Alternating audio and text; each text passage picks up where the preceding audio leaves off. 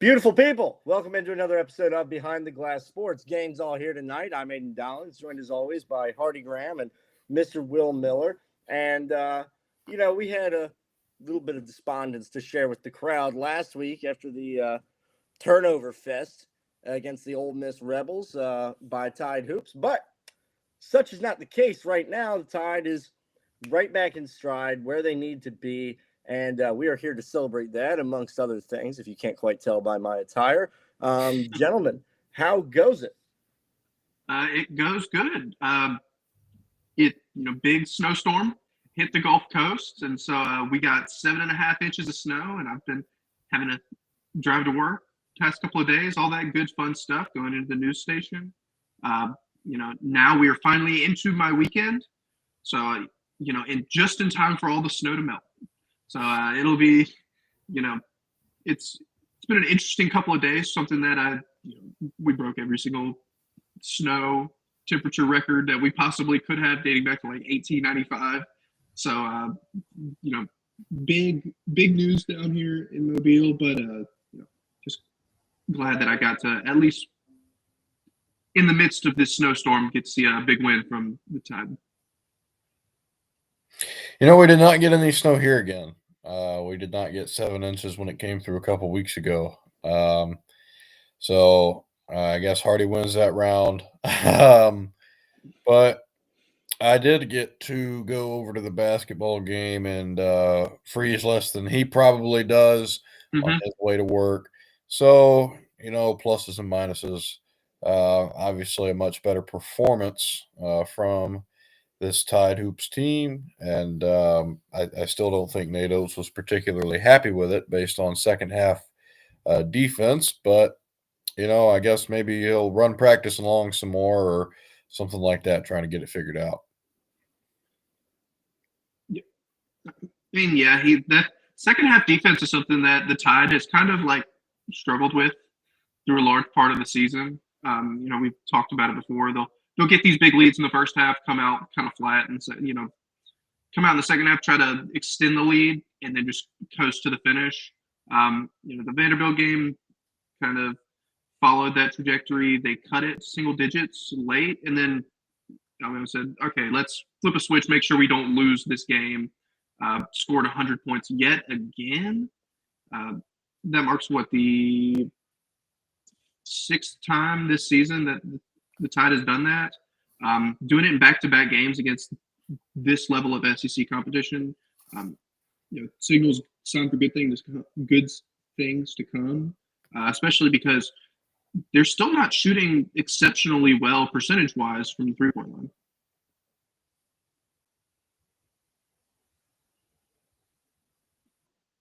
Yeah, but much to the chagrin of all the barn. That's reality there, yes, right there. 5 dogs in the house. Much to the chagrin of that Cal College down in the southern part of the state, you did see just a hell of a game from Aden Holloway against Vanderbilt, which I really, loved seeing for that guy. There's been times this season I've watched him and, as an uneducated, I sometimes wonder if he's just kind of playing timid, sort of afraid to take certain shots. I wonder if anything Bruce Pearl said last year might have anything to do with that. But to see him just really go out there and start cooking and eating up, you hope it's something that he can build on. But at minimum, again, we've talked about Latrell Wrightsell was a huge loss to this team, and so you're definitely against quality SEC competition. This is a team that just handed Rick Barnes an L that he did that against. So this is quality SEC competition that he's able to step in and fill in that role and fill it exceptionally well. That was super encouraging to see.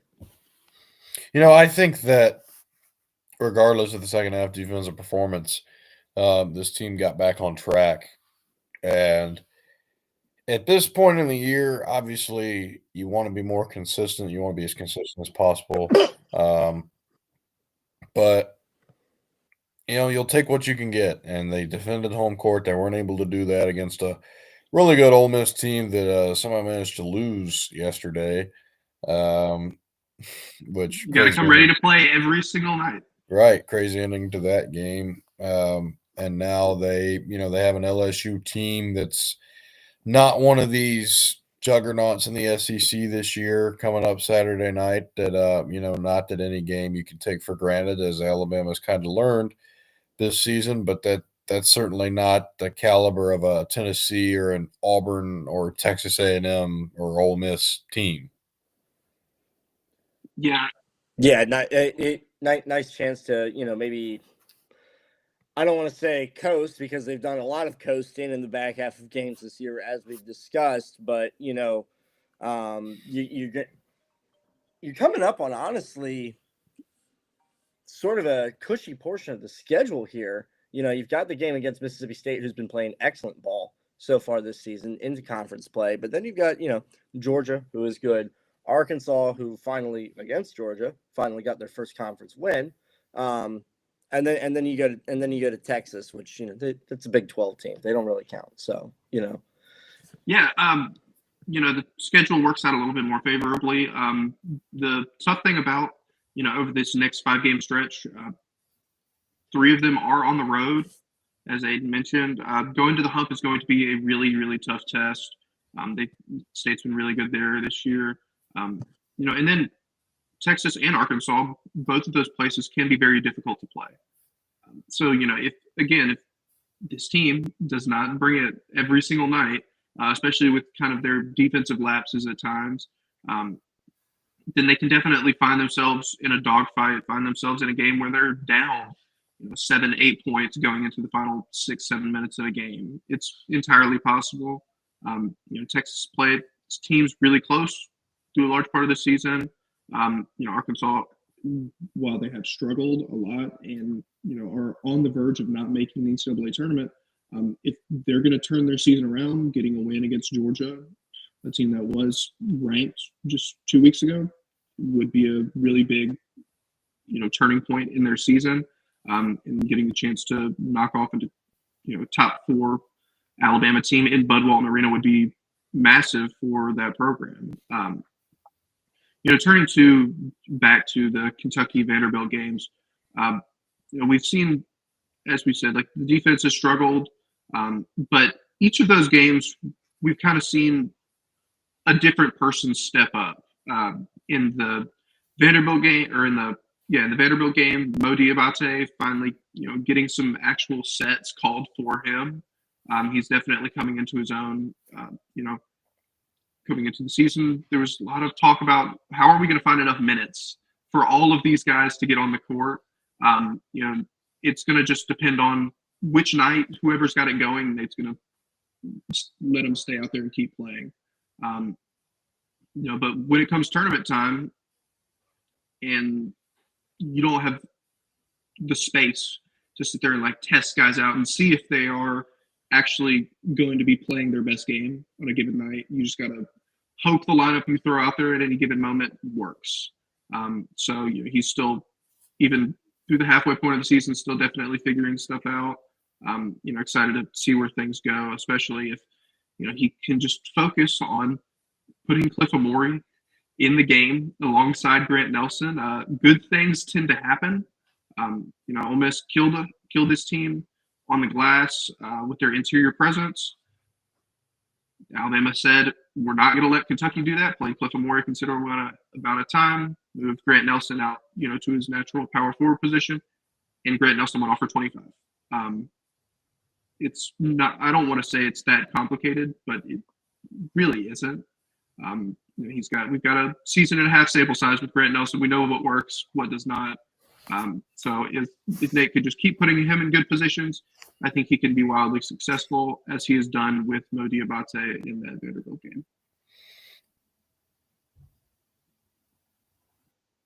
Will, I'm curious because you've been at the games, and we keep coming back to this sort of defensive decline in the second half, and I'm wondering, from your vantage point when you're watching in person from the press area, is there anything that you're noticing happen when that trend starts that maybe isn't coming through on the television? I mean, do guys just, when you can actually, read their faces a little better, do they seem gassed?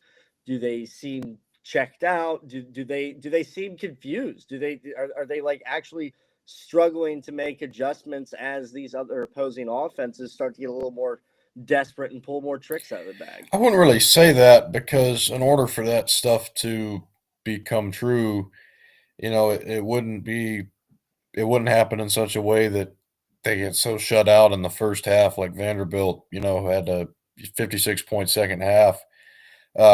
I think that a lot of what you see on TV is what you get. You see teams get open from 3-point range and getting shots that they weren't getting before in the long range. I think you see some collapses, some failures to get back, things that are easily corrected.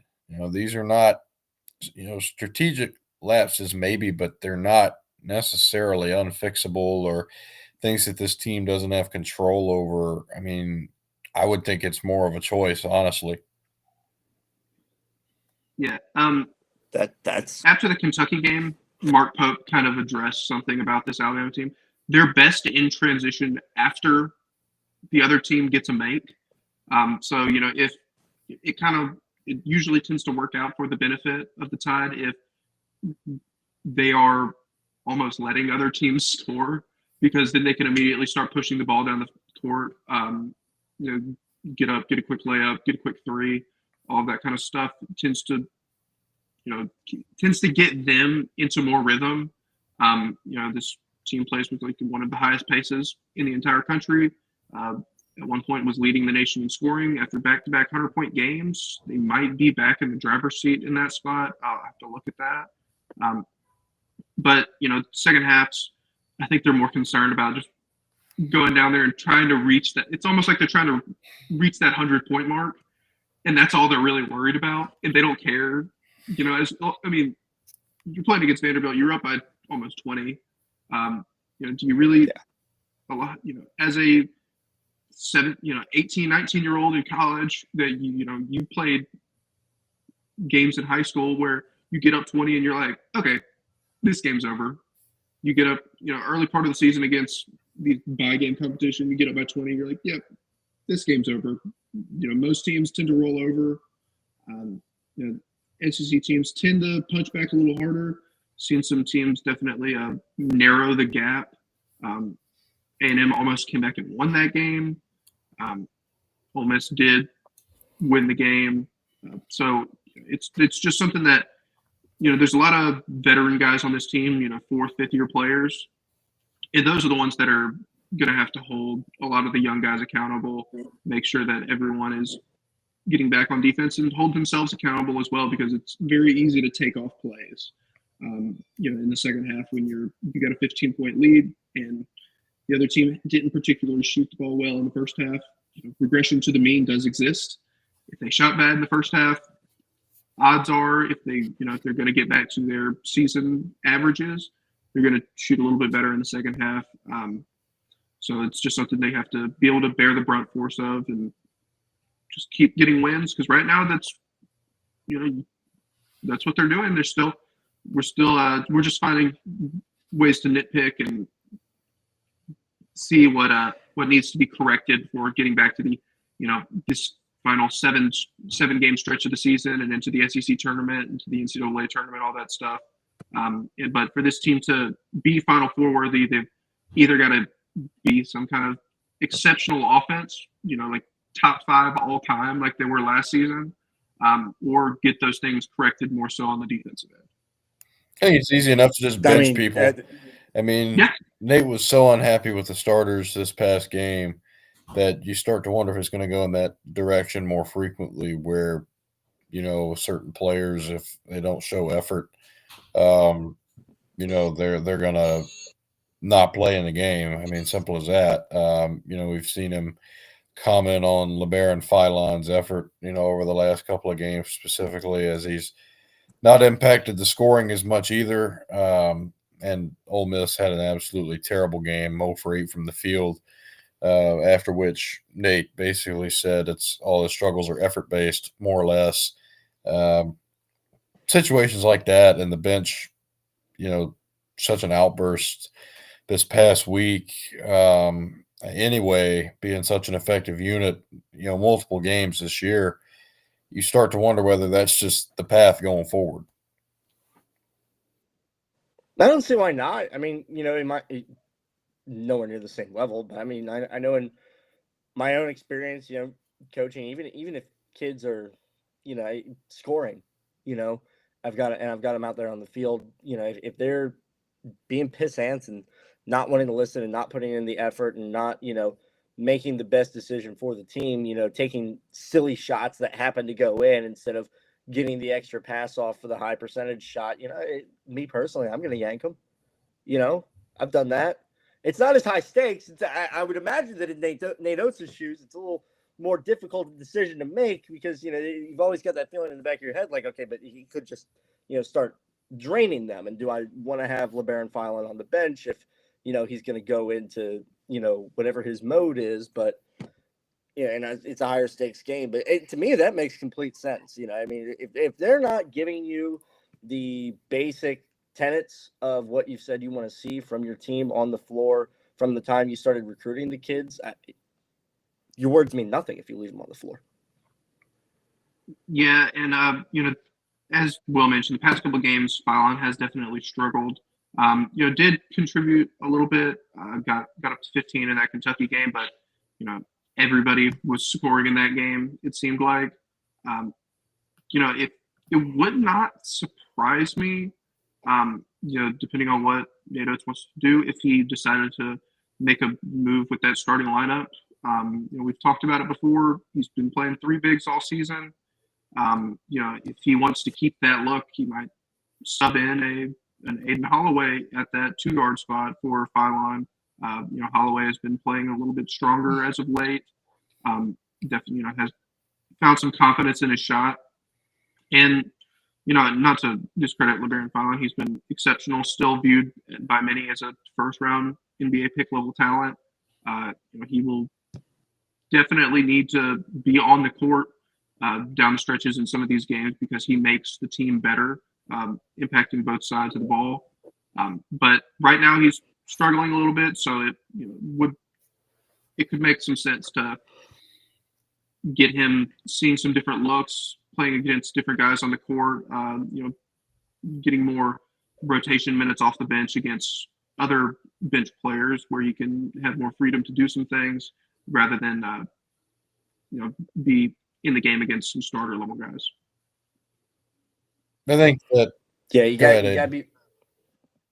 No, you. I think with this roster being as deep as it is, it's only more motivation for these players to do a better job with pretty much every position. I mean, not so much now with the injuries of Latrell Wrightsell and Houston Millette probably staring down the barrel of reinstating his medical red shirt, which is fine. He's made his contributions in the spots he was needed. Never quite got into a rhythm, but in most areas, though, this team is still deep enough that you could play yourself out of your spot just as easily as if you turn it up a few notches, you could play yourself into someone else's. Yeah. One guy that has definitely not been great on the offensive side of the ball this entire season is Jaren Stevenson. Really struggled, and we've talked about it a little bit, but he's struggled through a large part of the season. Right now, I think he's definitely benefiting from the fact that Darian Reed is out with injury, because there's a real world where I see Darian Reed overtaking Jaren Stevenson in that starting spot if he comes back. And at this time, we're not exactly sure when Darian Reed's going to be back. He's been questionable past couple of games, hasn't really practiced a whole lot. My guess is that there's a week-long break between the Georgia and Arkansas games. Wouldn't surprise me if they use that week to ramp him back up to game speed for that game in Bud Walton. Would be my best guess. I'm not on the coaching staff. I'm not on the medical staff, so I don't exactly know. But for right now, Jaren Stevenson is still going to be in the starting lineup. And he's just got to find ways to, he's found ways to impact the game defensively, but on the offensive side of the ball, he's just a total net negative. NATO said they don't want to rush Darion Reed back because if they did, he could potentially have a lingering injury.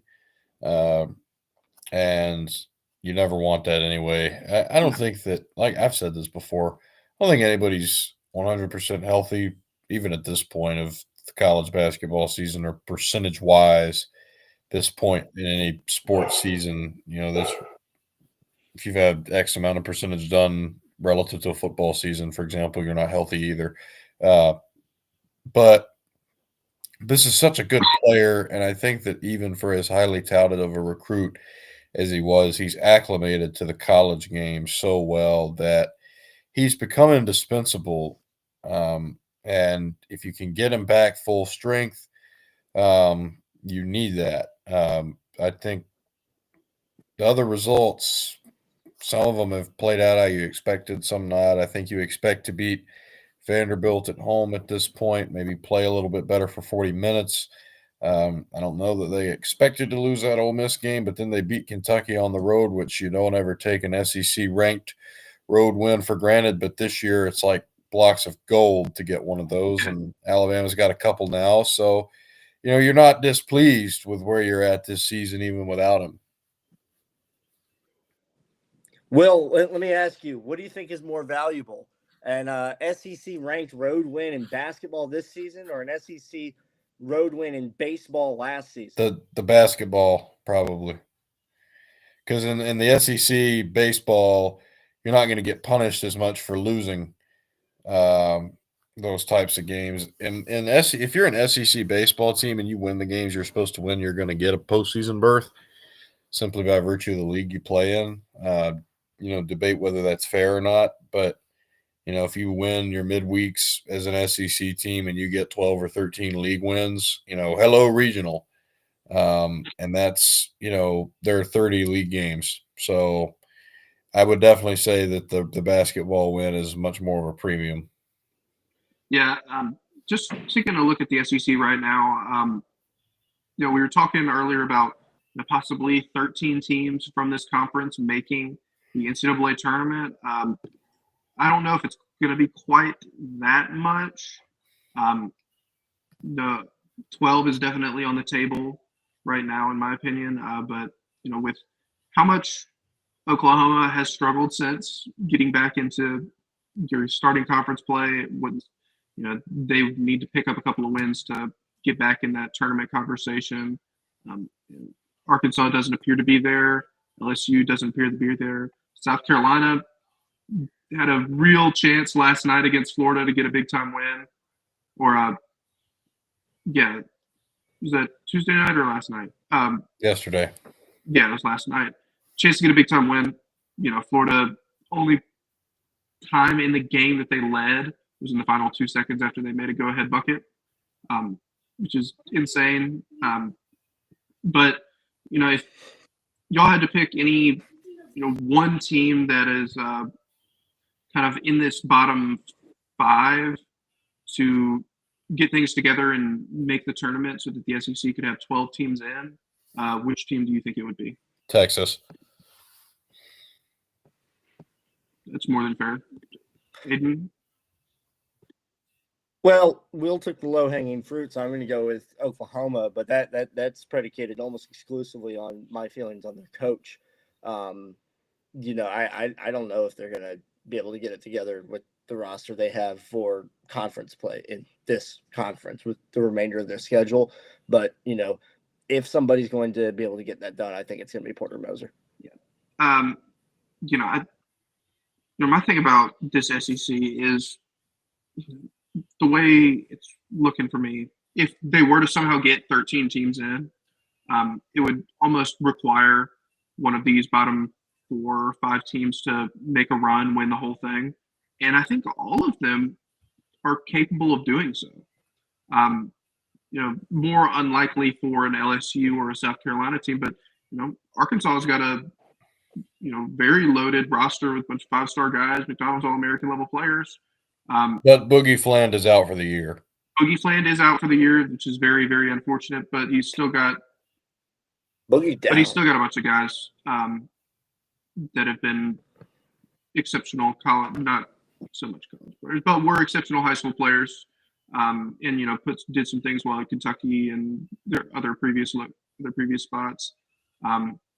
Texas and Oklahoma both have elite lottery pick guards on their rosters that are freshmen. Jeremiah Fears and then Kelton Johnson. Am I getting that right? Trey Johnson. So if those guys just pull off a miraculous run, they could definitely find themselves winning the SEC tournament. And the South Carolina-Florida game kind of showed anything that South Carolina's played teams really close. So if they can string some things together, they've got their own lottery pick, or at least first-round level pick on their roster. Any of these teams have a real shot at winning the SEC tournament. I think for Alabama, just finishing in the top 4, getting the double bye is a really massive, important step to keeping them both healthy for a tournament run and giving themselves a shot to win that conference tournament. I wonder how much obviously we know there's RPI and net benefits, but I wonder how much the eye test of this SEC will benefit these fringe teams or teams that end up on the fences, versus, obviously we talked in our Twitter chat about how terrible the A-10 is this year. So that's not going to be a multi-bid league at all. Mountain West, not what it has been. Definitely down. I think, and then it's not every year that those teams will send more than one, but it has happened a lot. So that does, unfortunately, if you're not a power conference fan, leave room for more of these power conference teams to get a bid that wouldn't have otherwise. So I wonder if they look at the schedule of a team like Georgia, I don't know, and they look at Georgia playing, Tennessee, Auburn, at Arkansas back to back, stretch like that, and say, well, those 3 losses in a row don't count as much as another team's 3 losses in a row, like an ACC team, given how trash that league is this year. I think that has to matter some. Especially because, we talked about this when we were previewing the women's game a couple weeks ago, Will, before they went out there and just, embarrassed every word we said about them against Texas. Just big old stinky dump on all those platitudes. But, we talk about quality losses, the loss to Auburn, number 1 team by 2 points. Not even just at that point, has been most of the season, 70-68, it was in Georgia, but still, that's got to mean something. I don't think you're off base or grasping at straws or, I don't think it's a crazy suggestion at all to, look at who you lost to, what the stretch was, especially because, Hardy, when you first presented this, roadmap for there possibly being 14, 15 SEC teams in the tournament, and it's looking less likely now, but there's still a lot of games left, if you finish. And they're quad ones. Yeah, no, based on net rankings, all this stuff, you look at the quadrant system, none of these are going to be bad losses. Quad 3 losses do not exist in the SEC. But I also look at like an Arkansas, for example, that's 1-5 in the league right now. And do they have enough, quote unquote, winnable games to even that out? That's the thing. There's, while they are 1-5, it's just a matter of which teams are going to step up. They play what? Is it 18 league games? Yep. Play 18 league games. So if you can finish, 12 more. My guess, 7-11 might be the cutoff line, depending on who those losses are to. If you can pull off a couple of big wins, and then all of the losses are more or less, against other good teams in the league, and you take care of business against the teams at the bottom of the league, then you can definitely find yourself in the NCAA tournament. Let's look at that. You've got Auburn, Alabama, Kentucky, Texas A&M, and Mississippi State, who, we keep having. I know that's unusual for people to hear, but Mississippi State's a damn quality win this season. You've got those chances left to really punch above what you think your current weight class is. And if you can do that in just 2 or 3 of those and flush out everything the way you're saying, Hardy, yeah, why not? Well, and so, I just decided to pull up the net rankings just for shits and giggles. South Carolina ranked number 90 in the net. That would be if you lost to them on your home court. That I believe that might constitute a quad 3 loss. I know it's at least quad 2. LSU is down at where did it go? Down at 69. But even Arkansas, who has struggled right now, number 54 in the net. That means if you just decided to seed all of the top 68 teams in the NCAA tournament based on net ranking, LSU would be the first team out. Arkansas would make it comfortably. Whether that's correct or not, I don't know. But the SEC getting the benefit of the doubt because of what it did as a conference across the board in non-conference play has set them apart from the rest of men's college basketball. And, I mean, right now we got 4 SEC teams in the top 10 in the net ranking. It's almost a sure thing that at least, whoever, if one of those top 4 teams in the SEC wins the conference tournament, that team will likely get a 1 seed. If that team is someone other than Auburn, then there will be 2 1 seeds from the SEC. And then the other 2 teams in the top 4 will probably be 2 seeds. And then you'll probably have a 3 seed and a 4 seed and probably go down the list. Go ahead. And then if a team like Texas wins 2 games in conference tournament play, that's 2 more quad 1 wins. That's a very real argument for them to say, hey, we should allow them to go to the first 4 and play in Dayton. And teams that are playing in the first 4, generally speaking, I don't know if they're necessarily deserving of a NCAA tournament appearance sometimes. But a team like Texas getting a trip to Dayton, and then congratulations, you got to go play a 6 seed team from, I don't know, the Big Ten, which would likely be maybe Ohio State, like Nebraska type of team on a neutral court.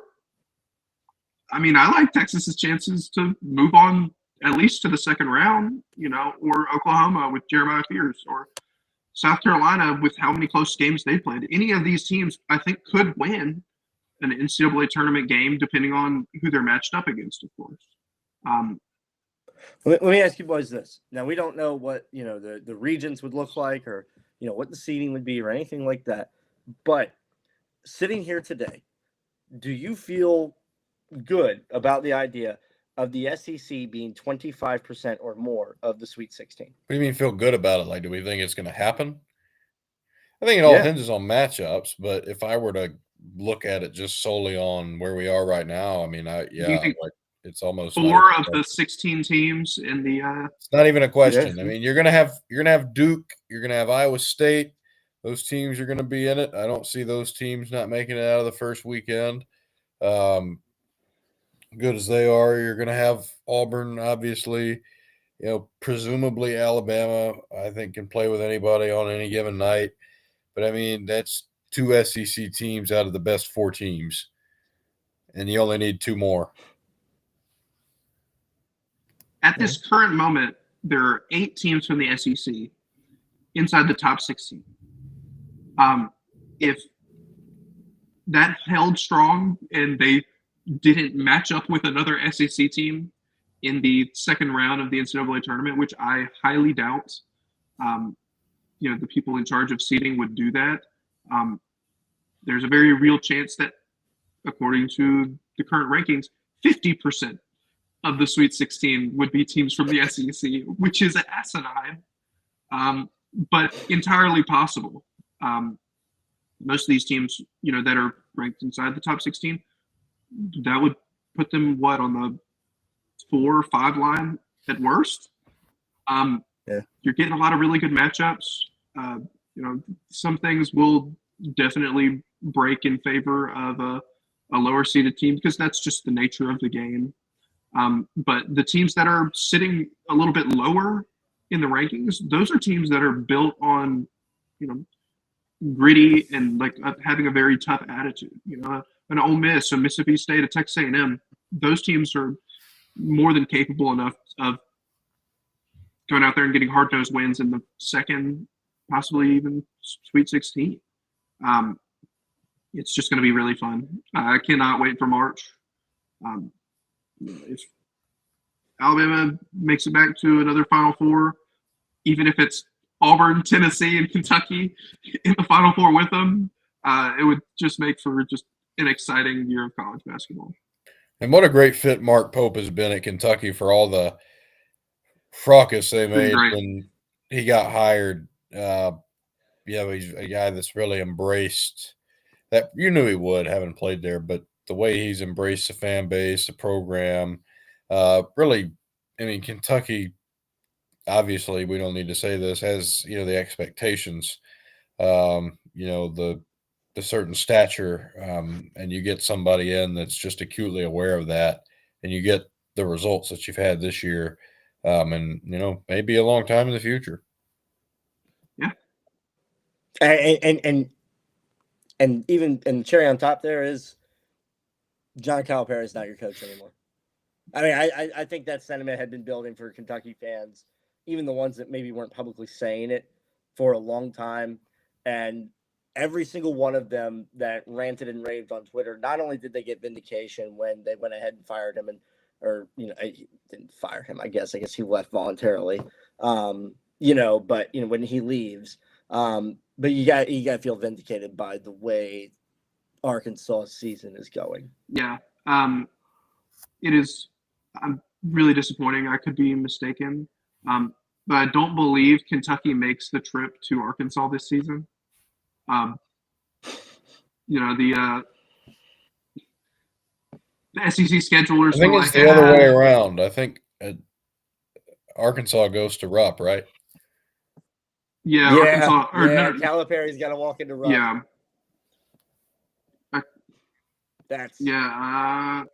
Beautiful. Yes, Calipari walks into Rupp Arena February 1st, which is primed to be another awesome day. It looks, we're kind of getting into this part of the conference scheduling where every team gets that like weird week-long break. LSU, Oklahoma, Auburn, and Kentucky have theirs this week, I believe. Alabama's coming up soon. Getting these teams back to at least, I don't want to say somewhat full strength. It's going to be a big thing.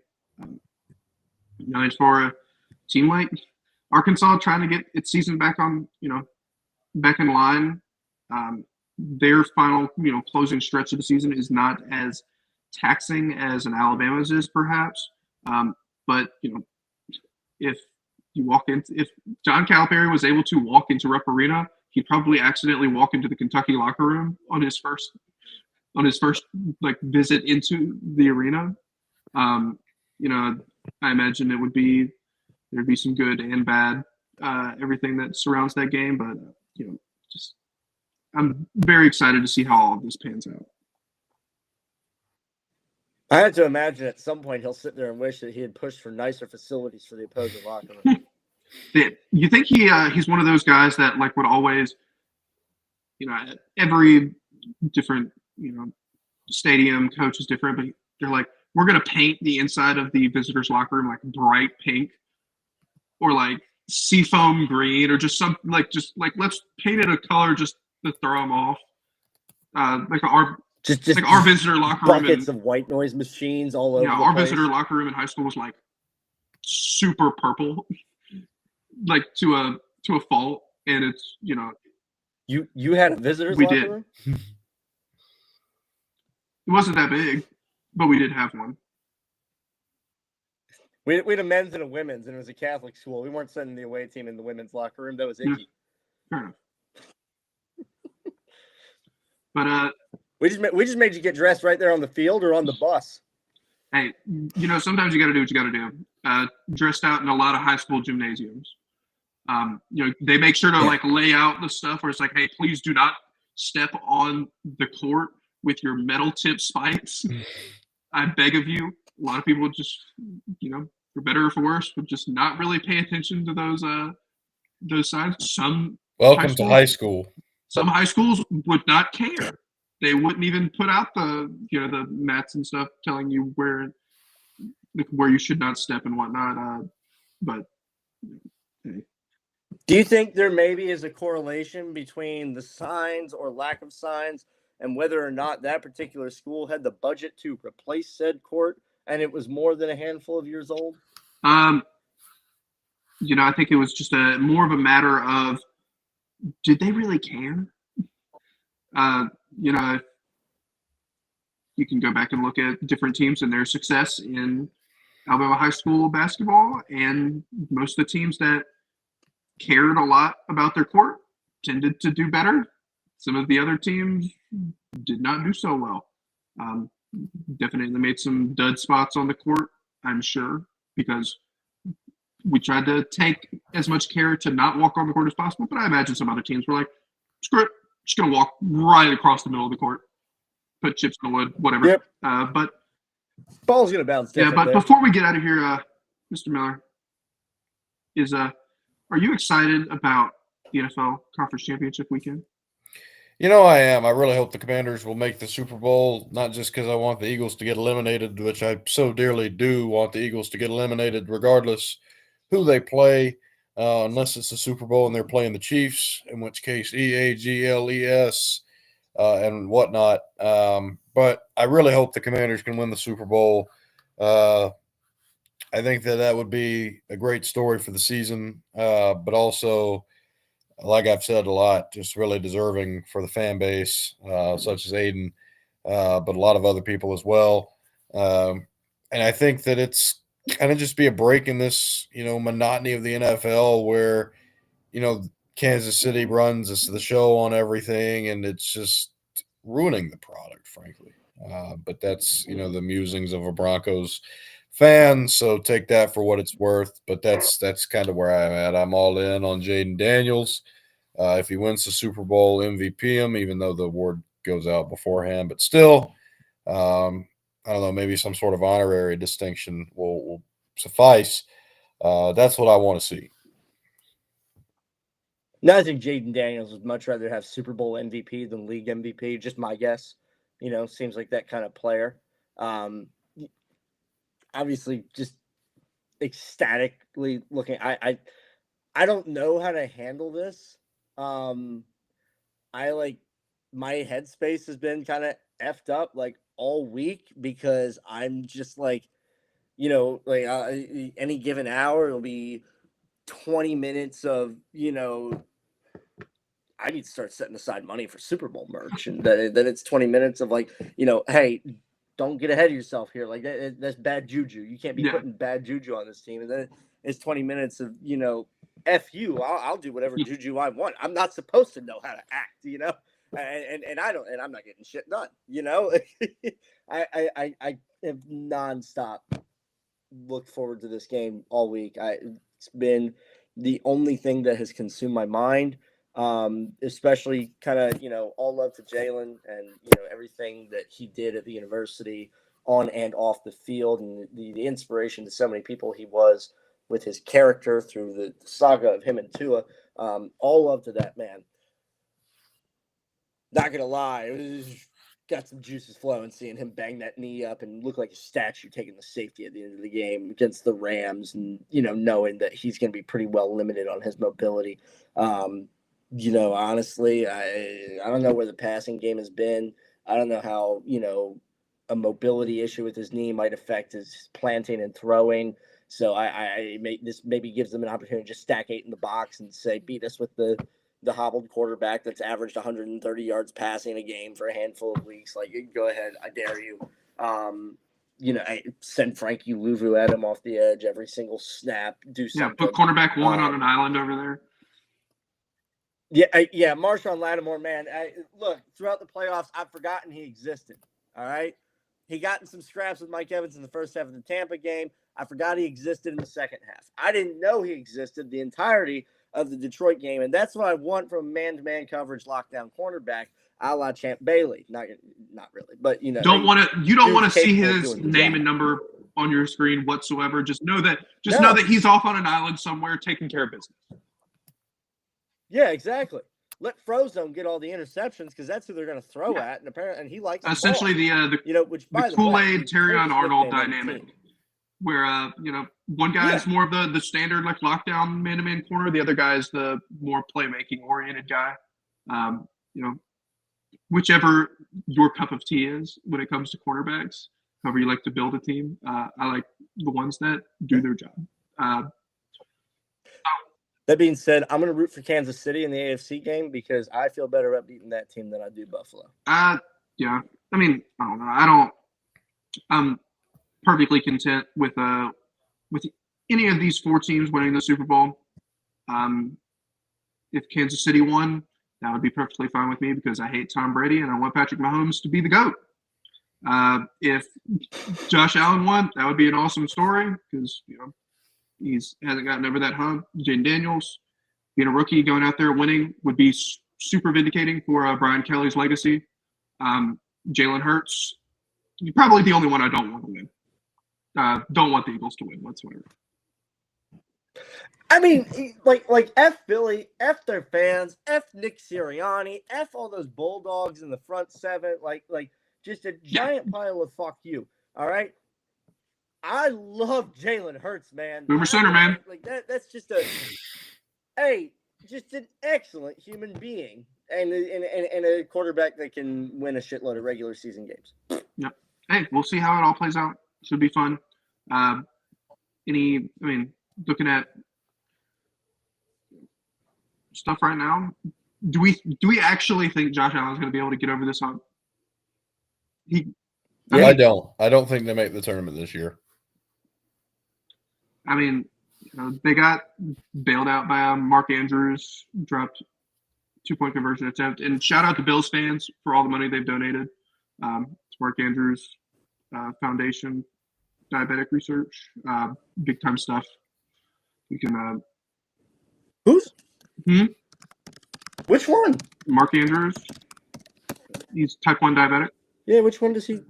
They've donated like $95,000. At least this morning they had. Breakthrough T1. JDRF. But so they don't do the cool stuff. Yeah, probably not. But either way, would like to see Josh Allen in the Bills at least get an appearance. Continue the legacy of Buffalo getting to the Super Bowl and not winning the whole damn thing would be. No. Continue, either way, continue the legacy of Buffalo getting to the Super Bowl and losing to the NFC East in exclusivity. Okay. We can maintain that level of thinking. That would be pretty interesting stuff. And funny. Yeah. And funny.